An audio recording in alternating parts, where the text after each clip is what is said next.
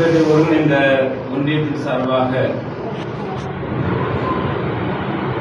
நடைபெற்றுக் கொண்டிருக்கின்ற இந்த புகழ்வணக்க நிகழ்வில் கலந்து கொண்டிருக்கின்ற மாவட்ட, ஒன்றிய, நகர கிளை பொறுப்பாளர்கள் மற்றும் முன்னாள் பொறுப்பாளர்கள் அத்தனை பேருக்கும் மாலை நேர வணக்கத்தை தெரிவித்துக் கொள்கின்றேன். அருமை உறவுகளே, நாம் சிறிது நேரம் இந்த இடத்துல இந்த மின்விசிறியுடைய காற்று இல்லாமல் இருக்க முடியவில்லை. சில நிமிடங்கள் அவருக்கு தீபம் ஏற்றுகிற அந்த சில நிமிடம் கூட மின்விசிறியுடைய காற்று இல்லாமல் நம்மால் இருக்க முடியவில்லை. அன்புக்குரியவர்களே, இந்திய ராணுவம் அமைதிப்படையை என்றைக்கு அந்த மண்ணில ஈழ மண்ணில நிறுவியதோ அன்றைய காலகட்டத்திலிருந்து நடைபெற்ற கொடுஞ்செயல்களை, அடக்குமுறைகளை கண்டு வெகுண்டெழுந்து ஒரு கல்லூரியில் மருத்துவ மாணவராக தன்னை இணைத்துக் கொண்ட 23 வயதான பார்த்திபன் என்கிற திலீபன் அவர்கள் விடுதலை புலிகள் அமைப்பிலே தன்னை இணைத்துக் கொண்டு போராடினால்தான் நமக்கு விடுதலை கிடைக்கும் என்ற அந்த இலக்கோடு தன்னை புலிகள் அமைப்பிலே இணைத்துக் கொண்டு பயணிக்கின்றார். அவ்வாறு பயணித்துக் கொண்டிருக்கின்ற சில ஆண்டுகளில், அதாவது இந்திய படை அங்கு அட்டூழிய படையாக, அமைதிப்படை அட்டூழிய படையாக மாறிய காலகட்டத்தில் 1987 செப்டம்பர் மாதம் 15ஆம் தேதி யாழ்ப்பாண நகரிலே இருக்கக்கூடிய நல்லூர் முருகன் கோவில் அருகே விடுதலை புலிகள் என்றால் ஆயுதத்தை மட்டும்தான் ஏந்துவார்கள் என்று என்கின்ற உலக பார்வைக்கு மத்தியில் நாங்கள் அகிம்சை வழியிலும் போராடுவோம் என்று அந்த 23 வயதான அந்த இளைஞன் பட்டினி போராட்டத்தை தொடங்குகின்றார். தொடங்குகின்ற 1-2 நாட்களில் சொற்பமாக இருந்த மக்கள் 3வது நாட்களிலே 1000 லட்சமாக கூடுகின்றார்கள். யாழ் நகர் முழுக்க திலீபன் அமர்ந்திருக்கிற பட்டினி போராட்ட மேடையை நோக்கி யாழ்ப்பாண நகரிலே இருக்கிற நல்லூர் முருகன் கோவிலே கூடுகிறார்கள். இந்திய அரசையும் இந்திய அமைதிப்படை ராணுவத்தையும் வலியுறுத்தும் விதமாக அவர்களிடத்திலே வலியுறுத்தி 5 அம்ச கோரிக்கையை வைக்கிறார்கள். முதலாவது கோரிக்கையாக வடக்கு கிழக்கு மாகாணங்களில மீள் குடியேற்றம் என்கிற பார்வையில் சிங்கள குடியேற்றங்களை புதிதாக செய்கின்ற நிலையை நிறுத்திக் கொள்ள வேண்டும். அடுத்ததாக சிறையிலே வாழ்கின்ற தமிழ் அரசியல் கைதிகளை உடனடியாக விடுதலை செய்ய வேண்டும். மூன்றாவதாக ஊர்காவல் படையிடத்தில் கொடுக்கப்பட்டிருக்கின்ற ஆயுதங்களை முழுமையாக திரும்பப் பெற வேண்டும். நான்காவதாக உள்நாட்டிலே ஏற்கப்பட்டிருக்கிற அவசர பிரகடனத்தை நீக்க வேண்டும்.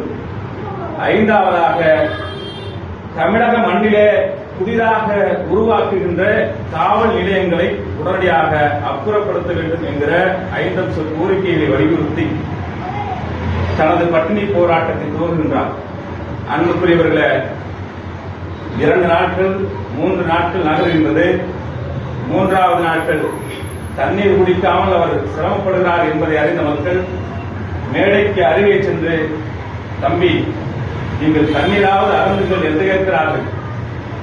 உங்கள் குரல்களை கொஞ்சம் கொஞ்சமாக நெருக்கப்பட்டுக் கொண்டிருக்கின்றது. அருமை சகோதரா திலீபா, பார்த்திபா,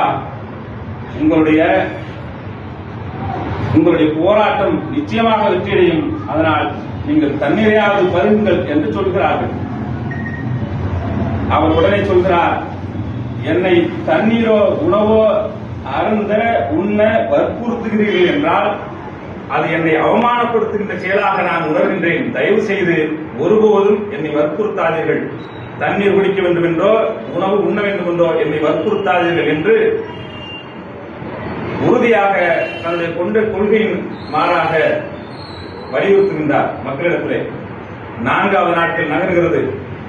அவருடைய புத்தக வாசிப்பு, தொடர்ச்சியாக புத்தகங்களை வாசிக்கிற வழக்கம் உண்டவருக்கு. அதிலும் பாலஸ்தீன விடுதலையை பற்றி பேசுகிறது அவருக்கு மிகப்பெரிய அளப்பரிய அவருடைய புத்தக படிப்பிலே அவர் நீண்ட கால ஆசை பாலஸ்தீன விடுதலையை பற்றி முழுமையாக தெரிந்து கொள்வதுதான். அதை முழுமையாக படித்துக் கொண்டிருக்கிறார். 4 நாட்கள் கடக்கின்றது. அன்புக்குரியவர்களே, சுற்றி இருக்கிற மக்கள் எல்லாம் எங்கு பார்த்தாலும் கிடைக்கின்ற வாகனத்தில், மாட்டு வண்டியிலும், சைக்கிளிலும், இருசக்கர வாகனத்திலும் திறந்து வந்து கொண்டிருக்கிறார்கள். அலையலையாக யாழ்ப்பாண அருகில் இருக்கிற கந்தசாமி கோவில் அருகே கூடுகின்றார்கள். கூட்டம் கூட ஒவ்வொரு நாளும் ஒவ்வொரு செய்தி சொல்கிறார்கள். இன்றைக்கு இன்னும் சிறிது நேரத்தில் இந்திய அரசு சார்பாக, இந்திய அமைதிப்படையின் சார்பாக பேச்சுவார்த்தை நடத்த வருகிறார்கள் என்ற செய்தி சொல்லப்படுகிறது. மக்கள் எல்லோரும் நிச்சயமாக திலீபன் காப்பாற்றப்பட்டு விடுவார் என்ற நம்பிக்கையில் அத்தனை பேரும் கூடியிருக்கின்றார்கள். வருவார்கள் என்று எதிர்பார்த்து காத்திருந்து பொய்த்து போகிறது. அவர்கள் சொல்லுகின்ற செய்தி ஒவ்வொன்றும் பொய்யாக மாறுகின்றது. இந்த செய்தி நாளுக்கு நாள் நாடு கடந்து தமிழ்நாட்டிற்குள் ஊடுருவுகிறது. 5-6 நாட்கள் கடந்து போகிறது. அவரால் புத்தகங்கள் படிக்க முடியவில்லை. ஒளிவரிக்கு ஒளிவாயின் முன்பாக பேச முடியவில்லை. மௌனித்து மேடையில படுத்து விடுகிறார். அருகில் இருக்கிற சின்ன துணியை எடுத்துக்கொண்டு மூடிக்கொண்டு படுத்து விடுகிறார். உடல் சுருங்குகின்றது. சுற்றி இருக்கிற மக்கள் அத்தனை பேரும் ஒப்பாரி வைத்து அழுகிறார்கள். எங்கு பார்த்தாலும் ஒப்பாரி ஓடும். அருகில் இருக்கிற கந்தசாமி கோயில்களே தினசரி பூஜைகள் நடக்கிறது. எப்படியாவது இந்த போராட்டம் முற்றுப்பட்டு விட வேண்டும்.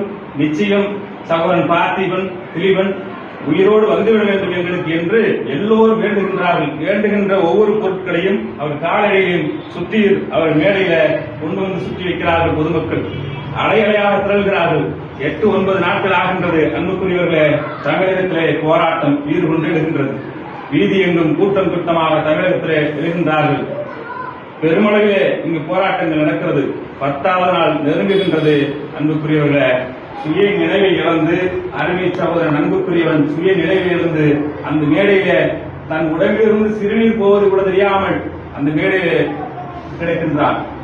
அன்புக்குரியவர்கள், இந்த போராட்டம் என்பது எத்தகைய போராட்டம் என்பதை நாம் அவருடைய வரலாற்றை திரும்பி பார்க்கின்ற போது, படிக்கின்ற போதே நமக்கு வழியேற்பட்டுவிடும்.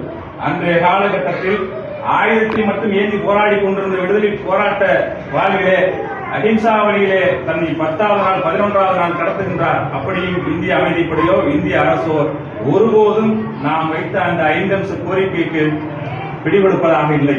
தோல்வியை நெருங்கிக் கொண்டிருக்கின்றோம். 11வது நாள் காலை முழுமையாக உடல் சீரந்து போகிறது. சின்ன சின்ன அசைவுகள் இருந்த உடல் முழுமையாக சீரந்து விடுகிறது. 12ஆம் நாள் காலை சரியாக 10:48 மணி அளவில் உடல் இறந்து உயிர் பிரிந்து போகிறது. அன்புக்குரியவர்களே, எங்கு பார்த்தாலும் போராட்டம். ஈழ மண்ணில எங்கு பார்த்தாலும் போராட்டம் வெடிக்கின்றது. மக்களுக்கு நாம் அடிமையாக கிடக்கின்றோம் என்ற செய்தி இந்த மனிதன் 12 நாட்கள் மேடையிலே சுருண்டு கிடந்த போதுதான் நாம் அடிமையாக இருக்கிறோம் என்ற செய்தி தெரிந்து அவர்கள் போராட தொடங்குகின்றார்கள். அதுவரைக்கும் ஒரு பக்கம் ஒரு அமைப்பு போராடியதாக கருதிய மக்கள், ஏதோ ஒரு அமைப்பு போராடுகிறது என்று நினைத்த மக்கள், நாம் எந்த வகையில் அடிமைப்பட்டு கிடக்கின்றோம் என்ற தகவல் இந்த திலீபன் அவருடைய அந்த 12 நாட்கள் உண்ணா போராட்டத்தின் பிறகுதான் தெரிய வருகிறது. அன்புக்குரியவர்களே, நாம் எதை எப்படி வேண்டுமானாலும் கடந்து போகலாம். இன்றைக்கு எல்லாம் நமக்கு கிடைக்கின்றது. நன்றாக நீங்கள் சிந்தித்து பாருங்கள். நம் நாட்டில் எத்தனையோ தலைவர்கள் ஆண்டிருக்கின்றார்கள்.